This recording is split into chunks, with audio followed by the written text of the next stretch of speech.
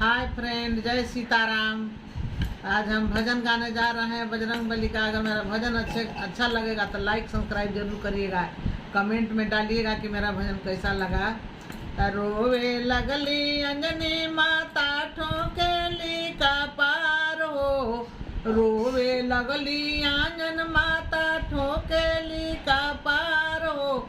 हमारा कोख में जन्म लिहन बंदर हनुमान हो। हमारा कोख में जन्म लिहन बंदर हनुमान हो। मत रोवा अंजनी माता मत ठोक कपार हो।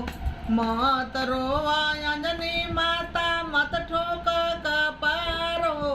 तोहरा कोख में जन्म लेहना वीर हनुमान हो। तोहरा कोख में जन्म लिहना वीर हनुमान